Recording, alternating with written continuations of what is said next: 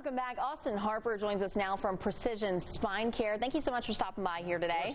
So today we're talking about those aches and pains during this time of the year. We all know what I'm talking about. When the temperatures go down and the holiday happenings start ramping up, you know, you're just feeling it. You're reaching for the Tylenol, Advil, whatever you can grab. So tell me, what in particular really makes these aches kind of increase during the holiday season? Sure. So, I mean, of course, during the holiday season, it's a very stressful scenario for anybody. I mean, and then stress can lead to worsening chronic pain. So people that are having to, you know, travel, go shopping, you know, cooking, cleaning around the house, doing these social activities is a very stressful time.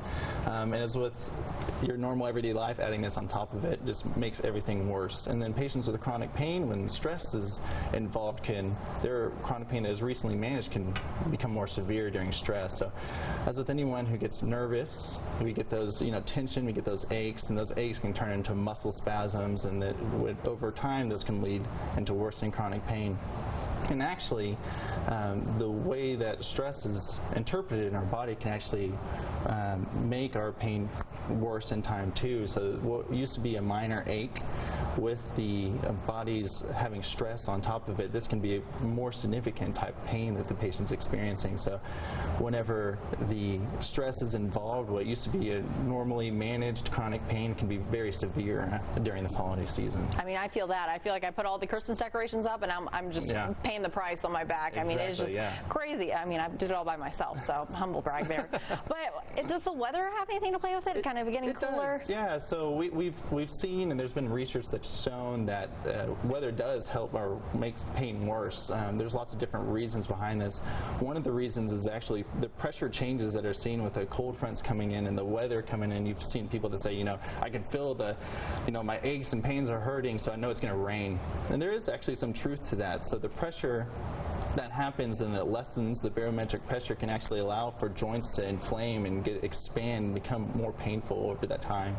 And then people that are don't want to be out in the cold weather. They want to be inside. They want to drink the hot cocoa, be by the fireplace, and that actually can worsen people with joint pain, because you can think of it like the fluid in the joints is like motor oil. It can thicken without activity or during the cold weather. So if you're not moving and you're not being more active, it can actually thicken around those areas and cause more pain. Yeah, it's so true. I mean, I feel like you want to be more active in the summer. You want to be outside more. So the big question we have for you then is, what can we do to get this chronic pain to go away, right? Right, yeah. That's what everyone wants to know. So one of the key things, especially what we discuss, is being more active. Even during this holiday season, which it may be a little bit harder to do when it's cold outside, but, you know, doing some walking, some light exercise, get those joints moving.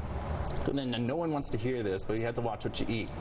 So I didn't hear you. Yeah, what was that one? Some meals can actually lead to more inflammation in the body. So, you know, limit the red meats, the processed starches, the sugars, unfortunately, the fried foods. Those things can all lead to inflammation.